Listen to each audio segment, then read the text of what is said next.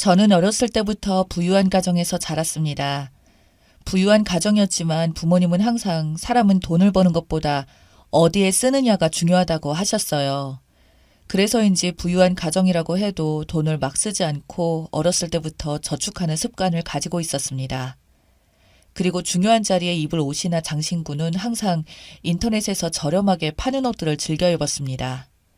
성인이 되고 난 뒤 부모님은 저에게 조금의 지원을 해주시기는 했지만 아르바이트를 해서 용돈 벌고 생활을 했어요. 나중에 친구들에게 들어보니 일을 너무 열심히 하길래 제가 잘 사는 집의 자식인지 상상조차 하지 못했다고 하더군요. 그렇게 대학 생활을 마치고 졸업 선물로 부모님은 조그마한 건물을 한 채 주셨습니다. 거기에서 들어오는 수입만으로도 충분하긴 했지만 경험을 쌓고 싶었어요.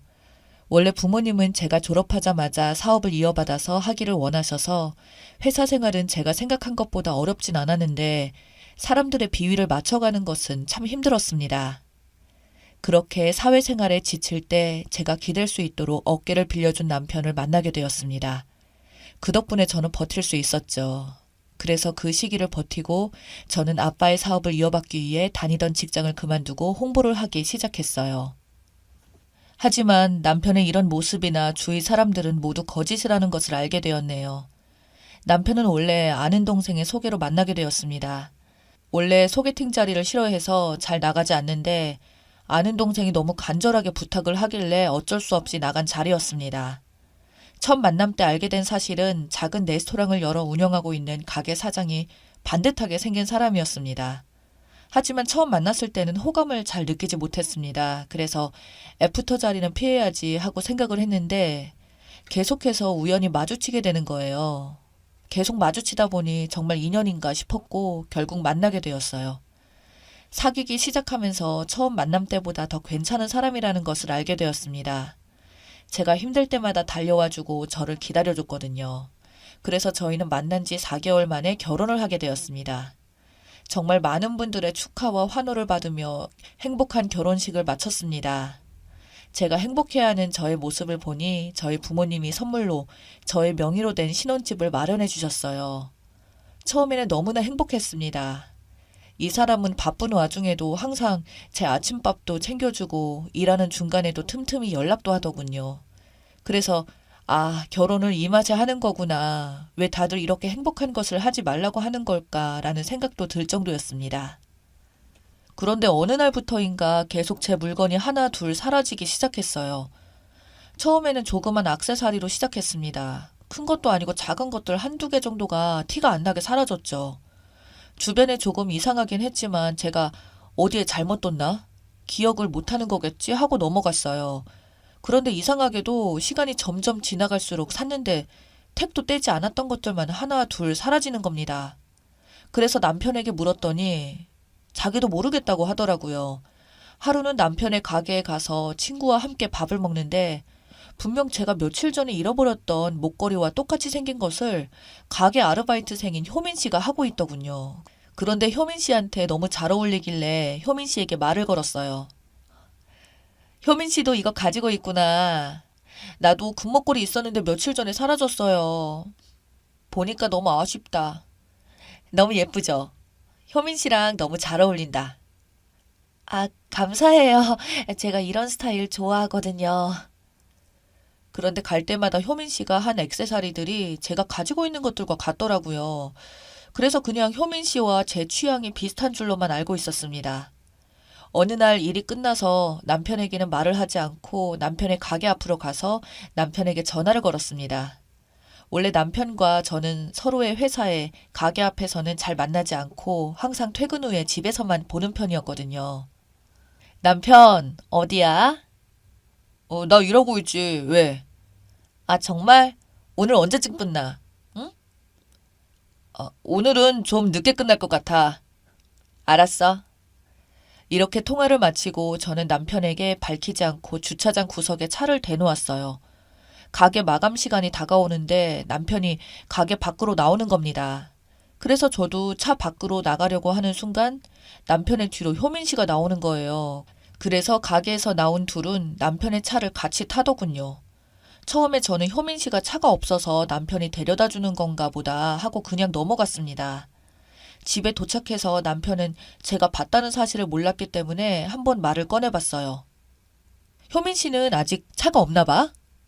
저는 효민 씨 차가 없어서 남편이 데려다 준 것인지 알았는데 아니었어요. 순간 싸한 촉이 오길래 이날은 그냥 넘어가 봤습니다. 그리고 며칠이 지나게 되었어요. 그날은 남편에게 가게를 간다고 이야기해놓고 차를 주차한 뒤 가게 쪽으로 가고 있었습니다. 그런데 가게 알바생들로 보이는 사람들이 제 귀를 의심하게 만드는 이야기를 하더군요. 아니, 효민 언니랑 사장이랑 아무리 봐도 이상한 것 같아요. 몰랐어? 사장님이랑 효민 씨랑 썸 탄 지 좀 오래됐잖아. 그래서 유부남이랑 왜 저러는 거냐고 계속 말 나왔잖아. 왠지 둘 사이가 이상해 보이기도 했어요. 평범한 사이가 아닌 것 같은데. 그쵸? 불륜이나 주말 드라마 보는 것 같네. 아, 몰라. 우리는 돈만 받으면 되지. 야, 일이나 하러 가자. 본의 아니게 이 말을 모두 듣게 된 저는 입맛이 떨어졌죠. 그래서 남편에게는 컨디션이 안 좋아져서 집에 먼저 간다고 했습니다. 남편이 집에 오고 난 뒤 바람이 확실하진 않았지만 심증이 있으니 확인을 해야겠다 싶어서 남편 차에 물건을 두고 왔으니 차 키를 달라고 했습니다. 처음에는 자기가 가져다 주겠다고 하는 거예요. 제가 컨디션이 좋지 않아서 누워 있었으니 산책도 갈 겸 제가 가겠다고 했습니다.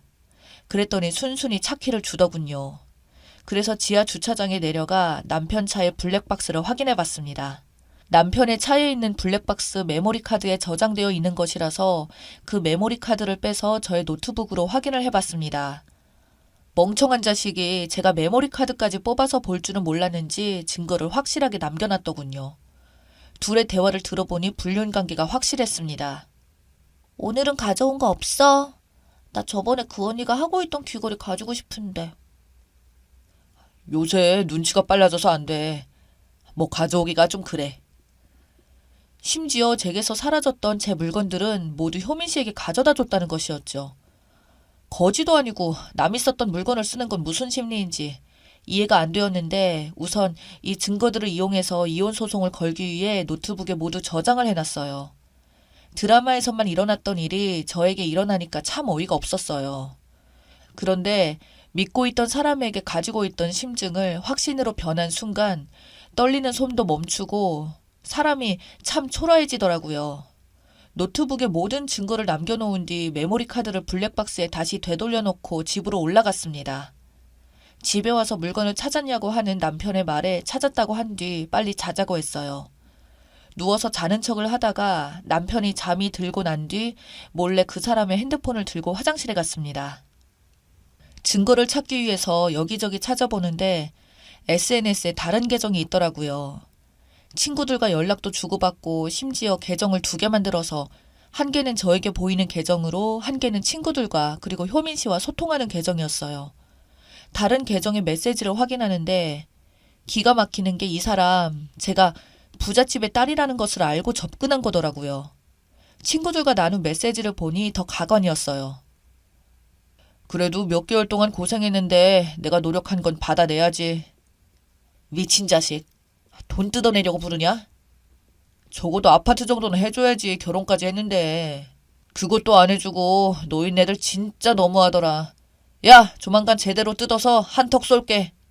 이런 내용의 메시지를 보는데 저는 기가 차더군요. 제가 이 모든 것들을 찍은 뒤 저와 가장 친한 친구에게 보내두었습니다. 이 친구가 이쪽 업계에서 유명할 정도로 일을 잘하는 친구라서 이혼 소송은 별로 걱정이 되지 않았지만 어떻게 해야 가장 망신을 줄 수 있을까 고민했어요. 화장실에서 나와서 남편의 핸드폰을 제자리에 두고 저는 집을 나왔습니다. 우선 가는 길에 부동산에 제 명의로 된 집에 왔어요. 그리고서는 남편이 출근하고 집에 없을 시간에 사람들을 불러서 그 사람의 짐을 모두 싹 버리고 청소를 했습니다. 그리고 능력 있는 변호사이자 저와 제일 친한 친구와 함께 남편의 가게로 갔습니다. 사람이 많은 타임이라서 그런지 제가 온 것을 눈치채지 못하더라고요. 무슨 운명의 장난인지 하필 저희 테이블에 주문을 받은 게 효민 씨여서 그날도 훔친 제 목걸이를 차고 있더군요. 그래서 제가 서빙을 하는 효민 씨 목에 있는 목걸이를 손으로 잡아 뜯었습니다.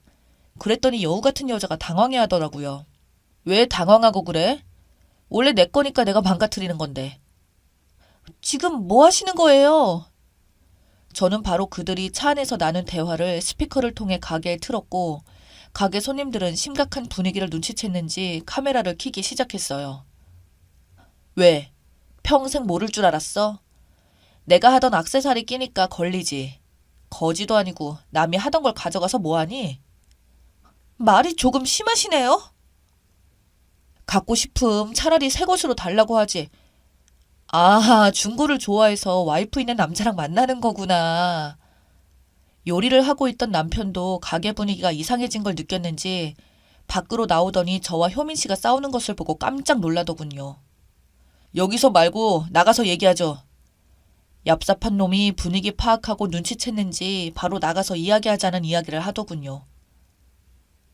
여기 있는 두 짐승 같은 자식들이 불륜을 저질렀습니다. 짐승이 요리하는 음식 드시고 싶으면 계속 이 가게로 오세요. 그리고 넌 이제 나랑 끝이야. 라고 하고 제 친구와 함께 그 가게를 나왔습니다. 무슨 생각인지 남편은 저희를 따라 나와 효민 씨와 자신의 가게에서 사과를 하라는 겁니다. 너 진짜 미친 자식이구나. 개념도 적당히 없어야지. 사람을 돈으로만 보는 게 정상이라고 생각하니? 그 거지 같은 것이랑 평생 이 가게 운영하면서 불행하길 바래. 여기서 한 발자국 더 다가오면 그때는 너랑 법정 싸움 오래 갈 거야. 돈이 없으면 머리라도 제대로 굴리던가. 멍청하다고 생각했는데 욕을 막 하더군요. 그때 마침 제 친구가 차에서 내려 명함을 내밀었더니 하던 욕을 멈췄어요. 저는 너 잘못 건드렸어.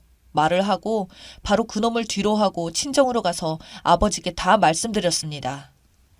아버지가 나서시자 이놈이 머리가 돌아갔는지 더 이상 연락도 하지 않고 순순히 이혼을 해주더군요. 나중에 들은 소식으로는 남편의 가게는 그렇게 소문이 날 대로 나서 망한 지 오래되었다고 해요. 이 사람 완전히 망하게 된 것에 아버지의 힘도 들어갔다고 들었습니다. 깔끔하게 끝나서 좋긴 좋은데 기분은 저를 돈으로밖에 보지 않았다는 사실이 슬프더라고요. 살아갈 때 돈만 필요한 게 아닌데 말이죠.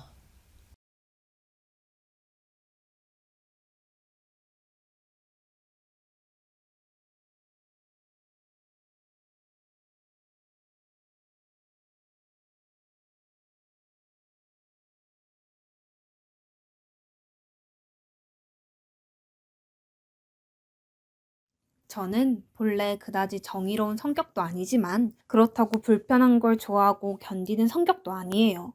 살다가 도저히 이건 못 볼 꼴이다 싶으면 선을 긋기는 하는 편인데요. 딱 저희 동서들 간의 관계가 그래서 참 힘들더라고요. 시어머니와의 관계도 힘든데 거기다가 위아래로 동서들까지 신경 써야 하니 정말 괴로웠어요. 이래서 아들 부잣집에는 시집 가는 거 아니라고 하나 봅니다. 저희 남편은 정말 딸 하나도 없이 아들만 오형제예요. 제가 우스갯소리로 독수리 오형제라고 놀리긴 했지만 시간이 지나면 지날수록 이런 시스템은 정말이지 적응이 안 되더라고요. 저는 이 집에서 셋째 며느리이고 제가 막내 동서이다 보니 위에 있는 손윗 동서들 비위 맞추느라 보통 고생한 게 아니었어요. 두 분 다 얼마나 예민하고 기싸움이 심한지 막내로 들어온 저를 어떻게든 쟁취하려고 엄청 용 쓰시더라고요. 제가 그나마 양쪽에 잘 하려고 하다 보니 조금씩 무뎌지긴 했었어요. 그렇게 막내 자리를 지키고 있을 무렵 이후 넷째, 다섯째 소련님들이 의도치 않게 같은 해에 결혼을 하게 됐어요. 아버님 없이 홀로 살아오신 어머니껜 정말 경사 중의 경사였는데요. 그래서 툭하면 가족들 다 모여서 밥을 먹기도 했고 여행을 가자면서 활발하게 약속을 잡기도 했고요. 저도 동서들이 들어왔으니 성향이 궁금하기도 하고 다소 센 성격이신 손윗 동서들을 생각하니 몇 번은 얼굴 마주보며 서로 파악하는 게 필요하긴 하겠더라고요. 아예 얼굴을 잘 안 보는 집안도 아니고 저희 시댁은 너무 많이 봐서 탈인 집이니까요. 그래서 한번 어머니 댁에서 다들 만났는데 아무래도 상견례 때 한 번씩 보고 결혼식 때도 보고 신혼여행 이후 인사 왔을 때도 보긴 했어요. 그때 제가 느낀 건 넷째 동서는 좀 무뚝뚝하고 말주변도 없는 타입이고 무슨 생각을 하는지 잘 알 수 없는 성격이더라고요. 그에 반해 막내 동서는 엄청 삭삭하고 인사도 잘하고 활발하고 여기저기 붙어서 서글서글하게 구는 타입이라 확실히 어른들이 좋아하실 스타일이었는데요. 나이는 제일 어린데다가 애교도 많고 낯도 가리지 않으니 분위기를 편하게 해주더라고요. 그래도 얼핏 보면 넷째 동서도 성격이 나쁜 사람 같진 않은데 막내와 달리 잘 어울리지 못하니 그게 좀 안타깝긴 했죠. 왠지 처음 시집 왔을 때 손윗 동서들이 어려웠고 시어머니와 며느리 관계 같은 것도 잘 몰라서 헤매기만 하던 제 모습이 떠오르더라고요. 저런 타입이 처음에 마음을 잘 먹지 않으면 계속 겉돌고 힘들어질 텐데 싶어서 약간은 마음이 갔어요. 그런데 역시나 제 예상대로 상황이 흘러가더라고요. 저희 손윗 동서들은 눈치가 엄청 빠른 분들이고 본인 입맛에 맞게 빨리빨리 움직이지 않으면 금세 머릿속으로 판단을 내려버리는 분들이에요.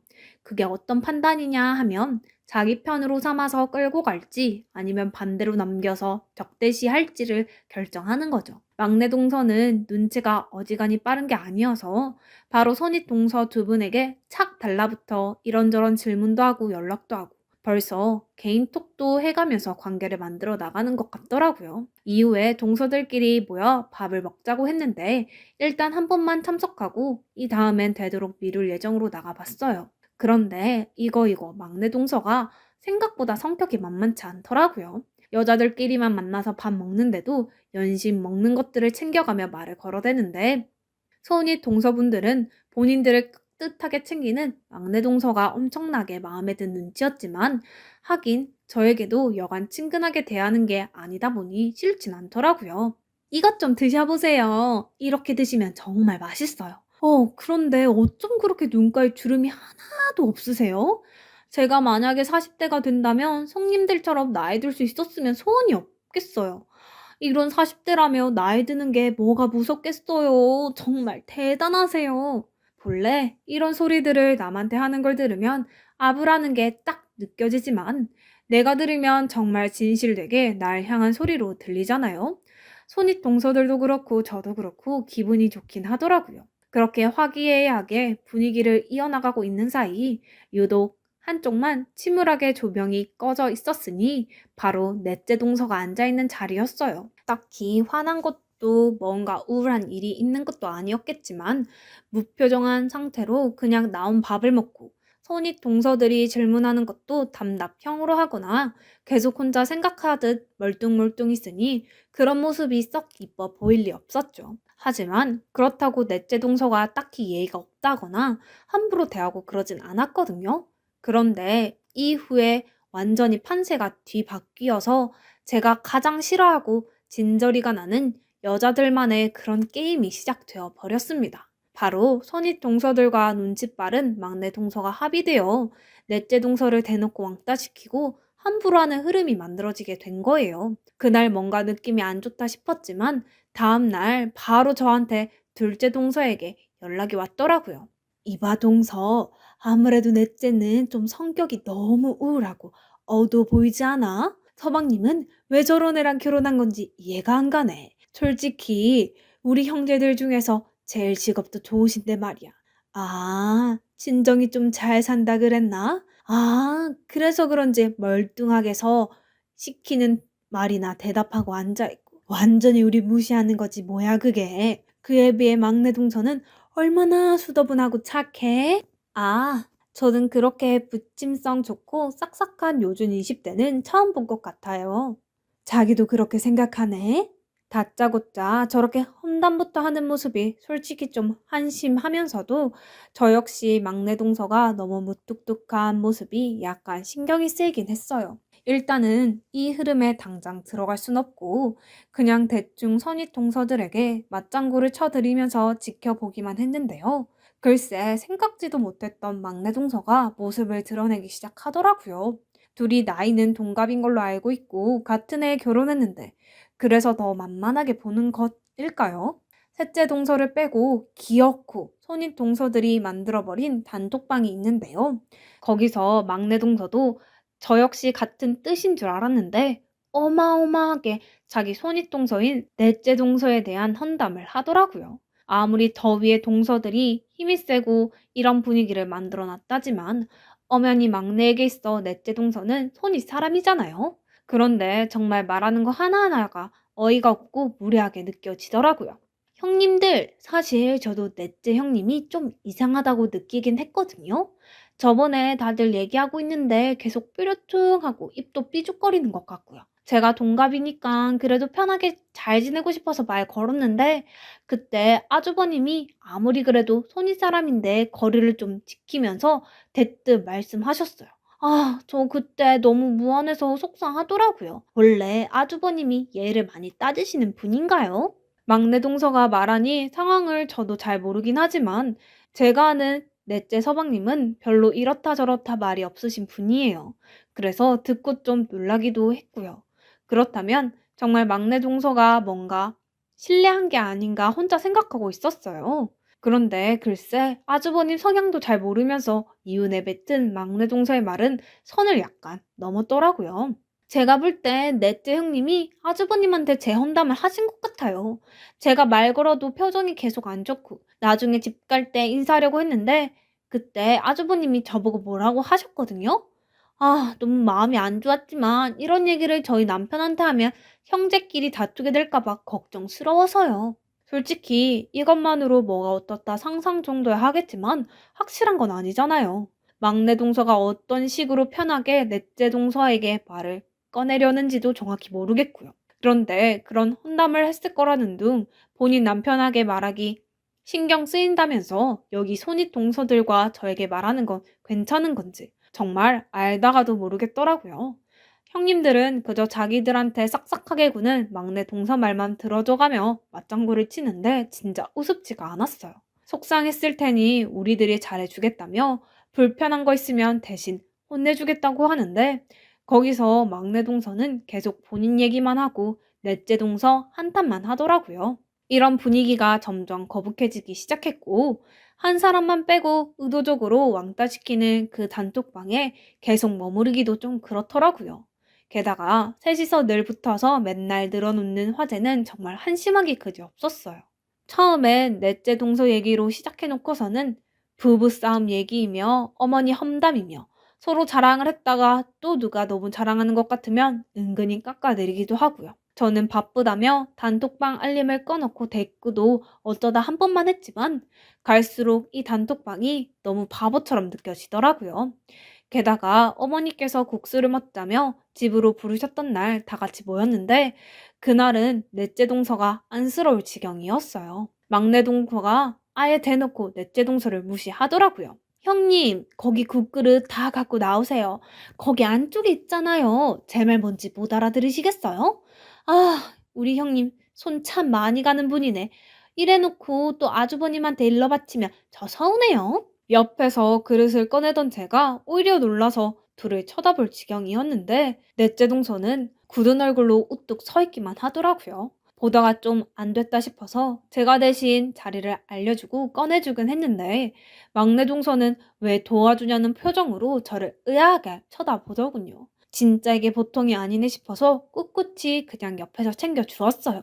나중에 국수하고 부침개며 고기를 구워서 다 같이 먹는데도 셋이서 돌아가면서 얼마나 넷째 동서를 불러대고 시켜대는지 밥을 못 먹게 하더라고요. 제가 대신 간다고 해도 앉아 있으라고 하고 막내 동서까지 은근히 둘이 설거지를 하는 중에 계속 넷째 동서를 일 시키는 게 보였어요. 생각할수록 이런 어이없는 왕따 노름이 너무 싫었고 나이들은 허투루 먹은 건가 싶어 다 짜증이 나더라고요. 결국 며칠 지나 저는 최근 맞벌이를 시작해서 바쁘다는 핑계로 넷째 동서만 따돌리고 모여있던 단톡방을 나오게 되었어요. 이후로 명절이 되어 또 모였는데 저 없이도 얼마나 활발하게 그 방에서 영양가 없는 욕이나 하면서 잘 어울려 다녔는지 손윗 동서들과 막내 동서는 아주 돈독한 관계가 되었더라고요. 넷째 동서는 이제 시댁에 오는 게 정말 고문처럼 느껴지겠다 싶을 정도였죠. 현관에 들어서는 순간부터 인사를 제대로 안 한다. 얼굴이 죽상인데 저래서 아주버님이 장가간 맛이 나겠냐?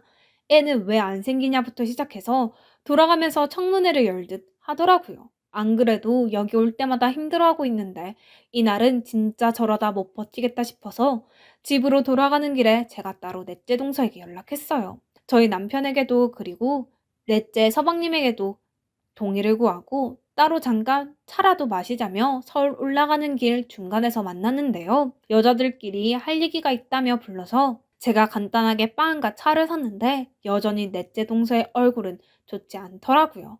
일단 제가 보자고 하니 이렇게 보긴 했지만 조금씩 말을 건네면서 이야기 나누다 보니까 넷째 동서도 상당히 할 말이 많았던 것 같아요. 매번 반응도 말도 무엇도 없어서 무슨 생각하는지 몰랐는데 이때 얘기를 나눠보니까 많은 걸 속에 담고 겉으로 표현하지 않았을 뿐이더라고요.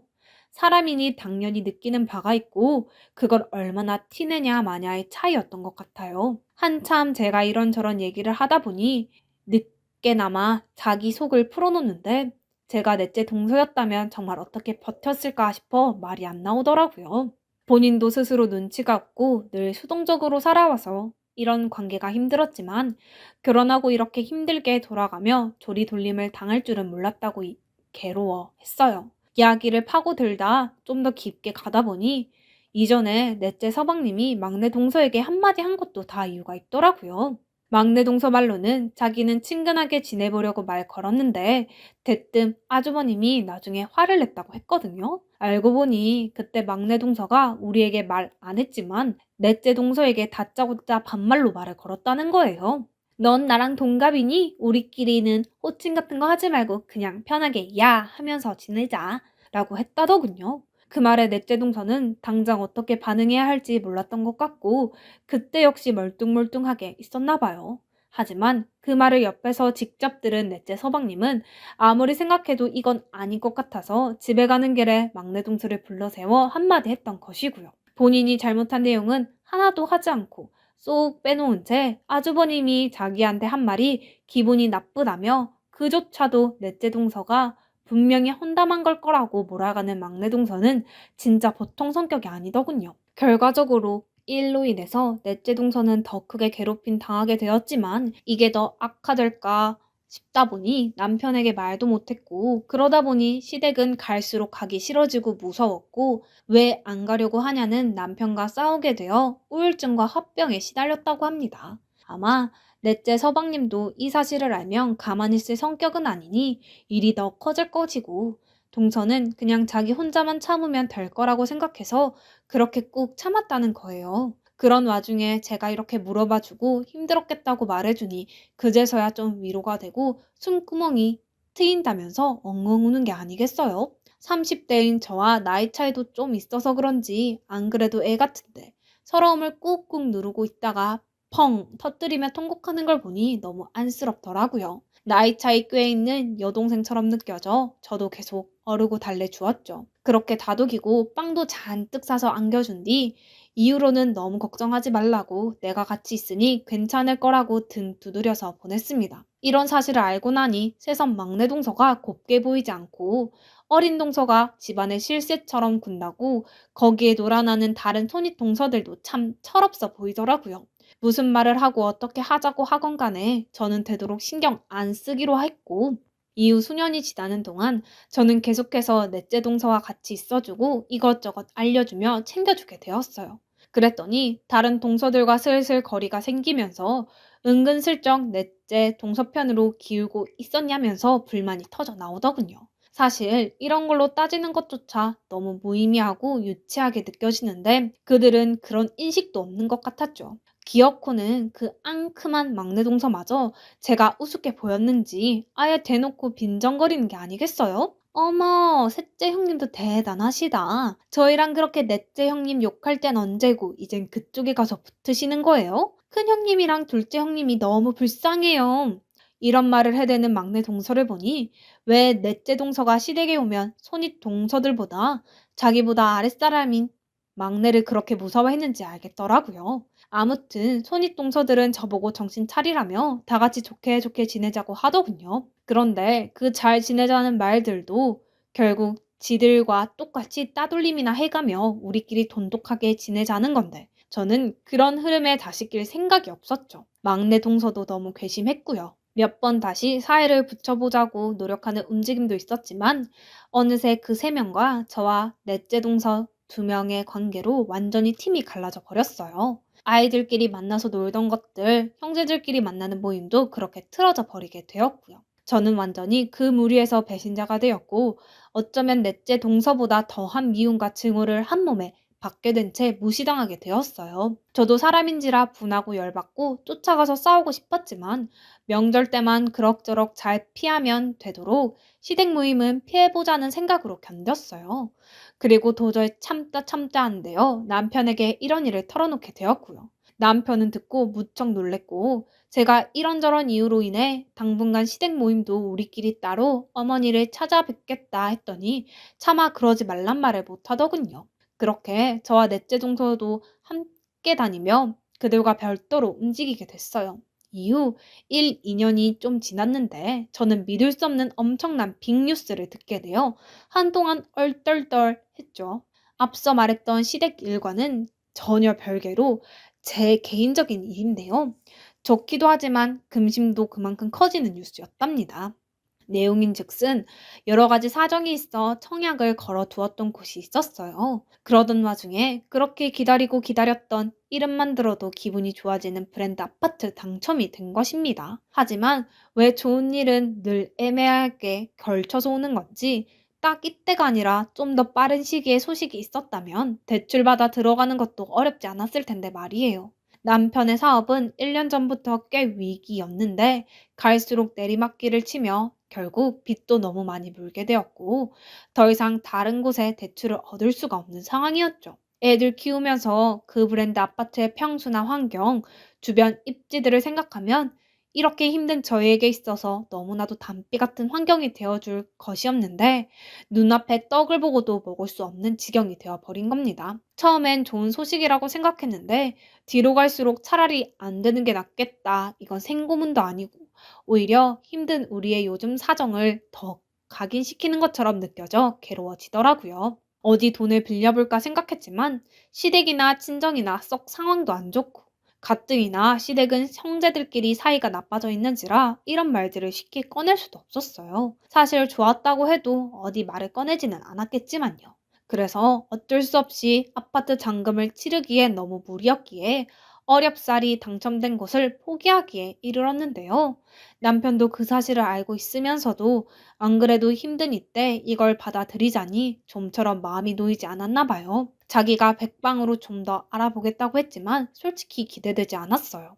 근 1년간 남편의 사업이 무너지면서 매번 그 소리만 해왔고 우린 경제적으로 너무나 많은 다툼을 해왔기 때문에 이 상황에서 이혼까지 안 간 게 어쩌면 다행이라고 볼 수 있었거든요. 자라나고 있는 애들을 보니 너무 한숨만 나오고 당장 저도 직장 다니고 있지만 대출은 조금 더 여유가 없다 보니 그저 눈물을 머금고 앞으로 또 어떻게 살아가야 할지 생각이 많아지게 되더라고요. 그런데 그날 저녁 오랜만에 그것도 아주 갑작스레 넷째 동서로부터 전화가 걸려왔어요.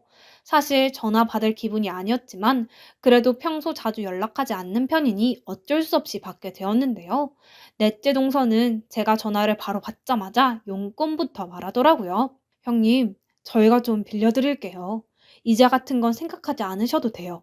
평소에 그 딱딱 떨어지는 무뚝뚝한 톤으로 말하는데 내용이 너무 갑작스럽게 돈이었고 아무 말도 할 수가 없었어요. 무슨 돈을 어디서 무슨 얘기를 듣고서 저러는지 잠깐 이해가 안 돼요. 할 말을 고르고 있는데 바로 말을 하더라고요.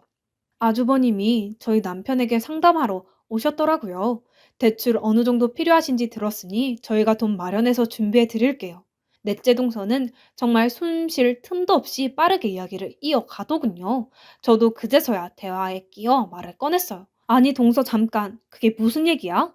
그게 얼마인 줄 알고 동서네가 빌려준다고 하는 거야. 저기 말은 고마운데 나도 마음 같아선 빌리고 싶은데 우리 당분간 아니 10년이 지나도 그 돈 쉽게 못 갚아. 이런 얘기 우리 하지 말자. 일단 말은 정말 고마워. 얼떨떨 하면서도 이런 사정을 다 오픈하게 되니 너무 비참하게 느껴지기도 하고 저한테 상의 없이 가서 이런 집안의 경제적인 이야기를 탈탈 털어버린 남편도 원망스러웠어요. 동서랑 얼른 전화를 끝내고 남편에게 전화해서 난리치려는데 넷째 동서가 바로 말을 끊고 들어왔어요. 형님, 그럼 30년으로 할게요. 그 안에 걸쳐서 여유 되시는 대로 갚아주세요. 물론 큰돈이긴 하지만 저희는 그 돈 당분간 없다고 죽을 정도는 아니거든요. 저희 걱정은 안 하셔도 돼요. 여기까지 얘기를 듣고 있자니 저는 깊은 한숨을 토해내며 그대로 바닥에 주저앉게 되더군요. 무슨 반응을 하면 좋을지 몰랐어요. 사실 저도 연달아 거절할 수 있을 정도로 쉬운 돈이 아니니까요. 거절할 수도 냉큼 받을 수도 없는 괴로운 상태에서 말똥말똥 벽만 쳐다보고 있는데 다시 넷째 동서가 말을 하더라고요. 형님, 전 진짜 형님께 감사하게 생각해요.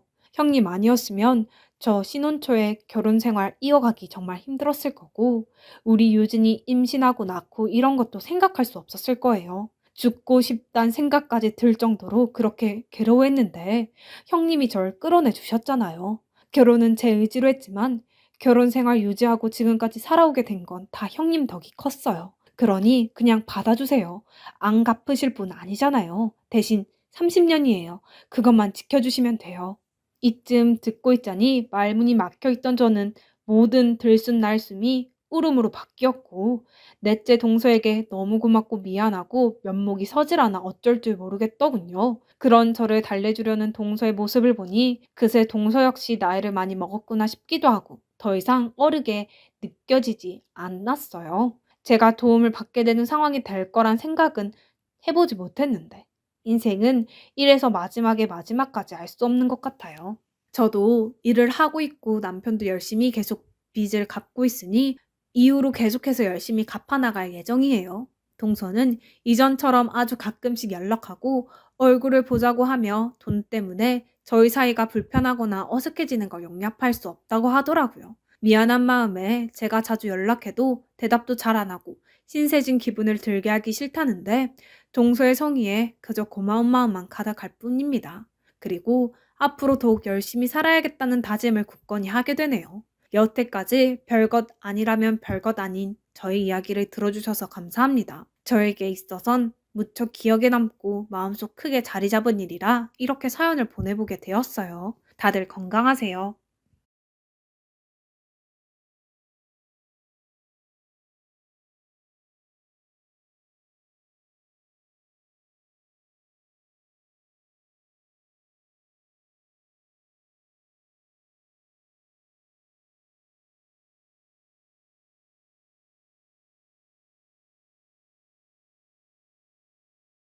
이야기의 시작은 17년 전 아빠에게 내연녀가 있다는 사실을 알게 되었을 때부터였어요. 저 남동생은 그때 아빠한테 뭔가가 있다고 농담처럼 말하기는 했었어요. 아마도 밖에서 미쓰긴 만나고 다니는 것 같다고 하면서요. 아빠는 당연히 가정일에 소홀했죠. 시도 때도 없이 모임, 워크숍 등등. 저나 제 동생은 어렸을 때부터 아빠랑 놀아본 기억이 별로 없어요. 우리 가족은 나 몰라라 내팽개치고 새벽까지 놀다 오고는 했습니다. 분명 회사에서 휴가가 나올 텐데 휴가 한 번을 안 갔어요. 화이트데이 같은 날에 회사 일을 핑계로 누구를 만나는지 외박을 하고는 했고요. 그때는 아빠가 바쁜 줄로만 알았어요. 그러다 어느 날 우연히 제가 아빠 핸드폰을 몰래 보게 됐어요. 문자도 봤죠. 우연이라고는 하지만 직감 같은 것이 있었어요. 몇 개 수상한 문자가 있더군요. 그 중에서 중성적인 이름에 상대의 문자를 눌렀는데 손이 벌벌 떨리더라고요. 자기야 잘 자. 내일 봐. 나도 자기 사랑해. 그리고 식구들한테 안 걸리게 항상 조심하고. 그런 문자를 보면 화가 날 줄 알았는데 예상외로 눈물이 나왔어요. 배신감 때문이었을 겁니다. 항상 집에서 외로이 있는 엄마가 너무 불쌍하고 안쓰러웠어요. 아빠에게 홀대받는 엄마의 모습을 보는 것이 마음이 아팠어요. 아가씨였을 때 우리 엄마도 모델 뺨치게 이뻤어요. 세상 모든 여자들 이쁠 때가 있잖아요. 꽃 같았을 거예요. 양심 없는 아빠를 만나서 마음고생하는 우리 엄마가 정말 불쌍했어요. 거기다 생각해보니 아빠는 엄마를 부를 때 임마 했어요. 와이프한테 임마라고 부르는 사람이 세상에 어디 있나요?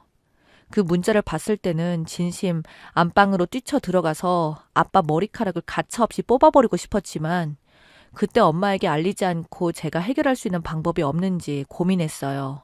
알고 있는 건 아빠 내연녀의 번호밖에 없어서 직접 전화를 해서 이야기를 할까도 생각했었고 아니면 찾아가서 유부남이랑 바람핀다고 소문나게 하고 싶었어요. 아빠 회사에도 소문을 내버릴까 고민했죠. 사실 실직을 하든 상관없었으니까요. 하지만 우리 엄마를 생각하면 그렇게 하는 행동은 상처가 될까봐 당시에는 이러지도 저러지도 못했습니다. 일이 이렇게 되려고 한 건지 문자를 보고 며칠이 지난 어느 날 저녁에 아빠에게 전화가 왔어요. 엄마가 전화를 안 받아 그런다며 중요한 술자리가 있어서 오늘 늦게 들어가니까 그렇게 알으라고 했어요.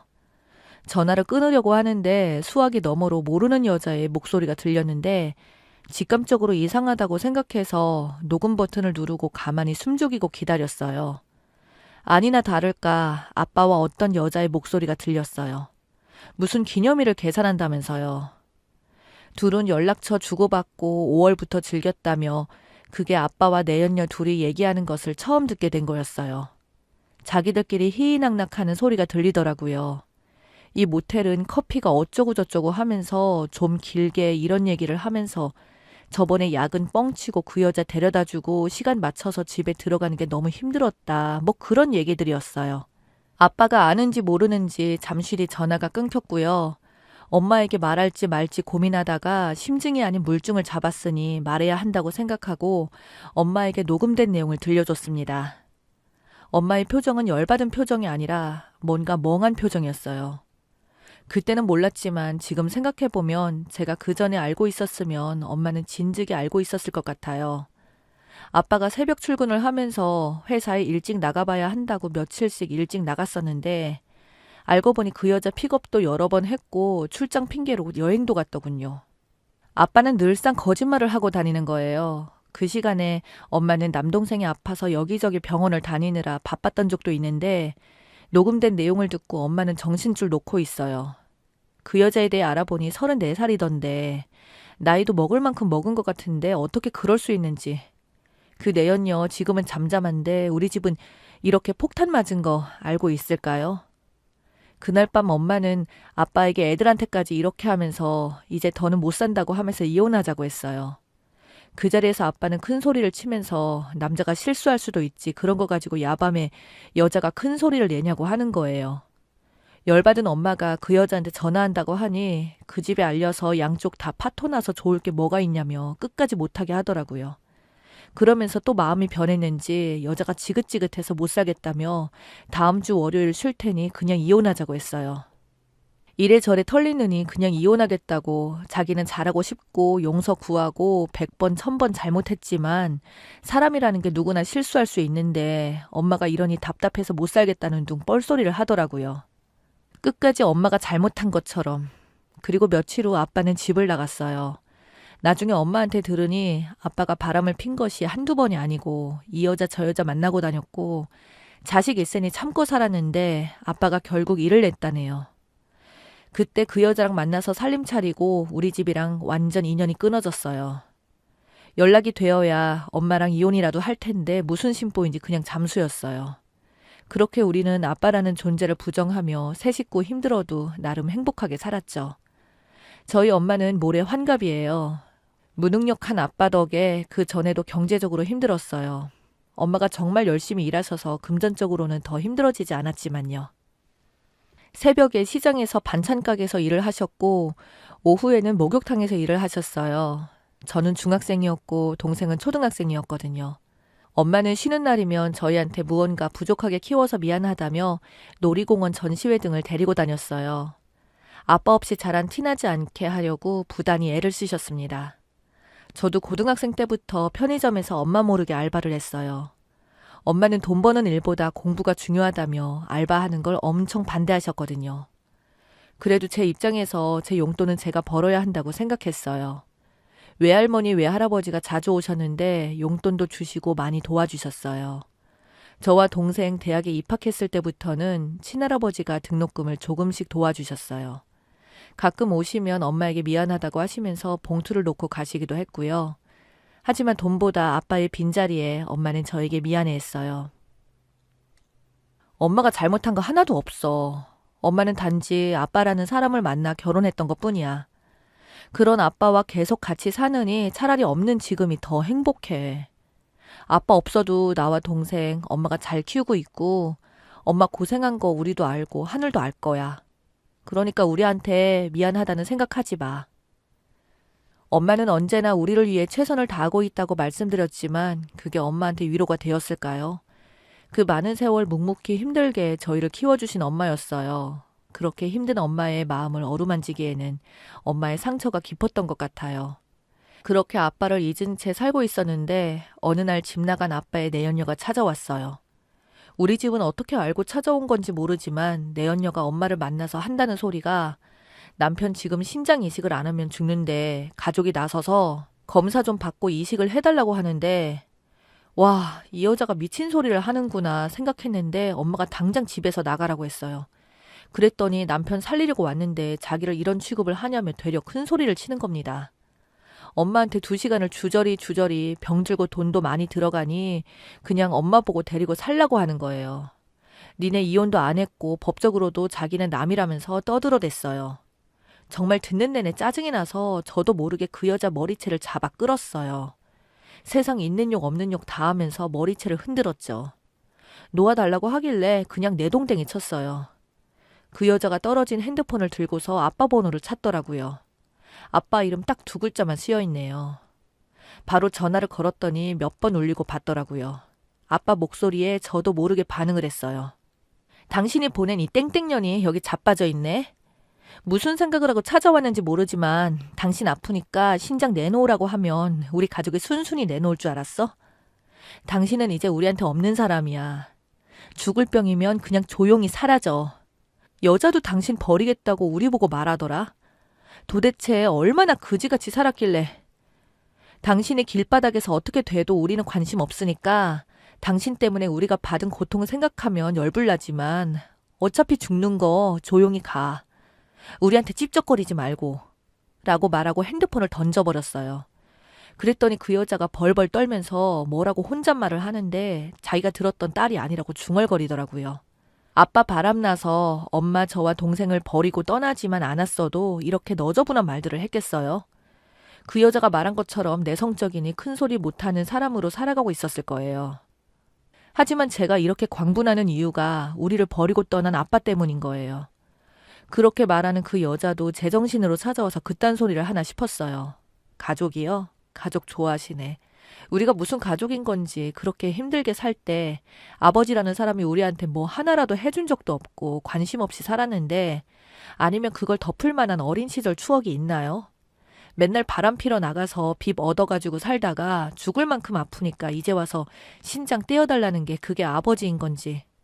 그 여자가 제가 던진 핸드폰을 들고 돌아서자 엄마도 가슴 쪽에서 무언가 올라온 건지 다시는 찾아오지 말라고 죽이 되든 밥이 되든 니들 알아서 살라고 하라고 하고 그 여자를 내동댕이 쳤네요. 쫓아가서 아빠랑 그 여자를 아주 동네에서 얼굴도 못 들고 다니게 질질 끌고 다니고 싶을 정도였어요. 그렇게 분을 삭히고 있는데 모르는 번호로 전화가 와서 받았더니 아빠야. 아니다. 이건 정말 아니다 싶어서 어디냐고 물었더니 병원이라네요. 심장이 안 좋아 계속된 투석 덕에 몸이 많이 약해졌답니다. 병원으로 가서 그 사람을 만났어요. 만나면 정말 다 뒤집어 엎고 싶었는데 증오가 심해지니 사람이 차가워지더라고요. 병실에는 환자들이 있어서 얘기를 할 수밖에 없어 휠체어를 끌고 밖으로 나갔어요. 그리고 조용히 얘기를 했어요. 저번에 전화로 얘기했는데 못 알아들은 것 같아서 직접 왔어. 아빠는 사람이 아닌 것 같아 알고 있지. 사람답게 산다는 거 사람한테 당연한 권리잖아. 지금 딱 맞게 살고 있네.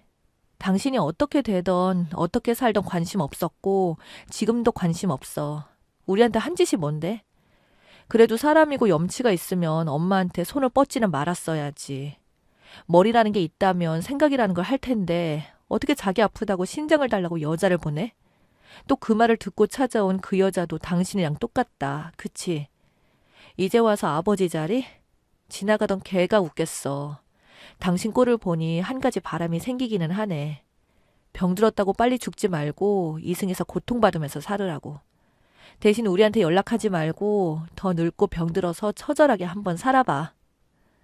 그렇게 휠체어를 그 자리에 두고 뒤돌아서서 나오는데 정말 간절했는지 뒤에서 제 이름을 몇 번을 부르는 겁니다.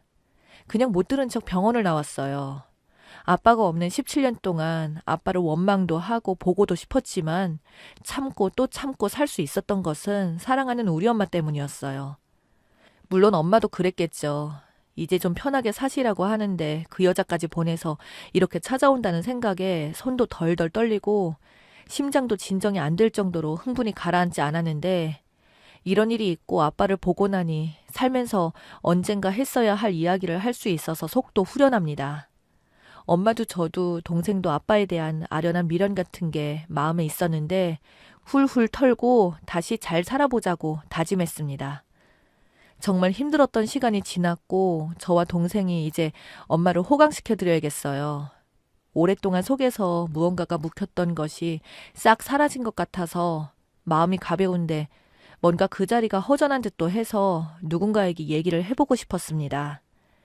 글이 길어졌네요. 긴 글을 읽어주셔서 감사해요. 항상 행복하세요.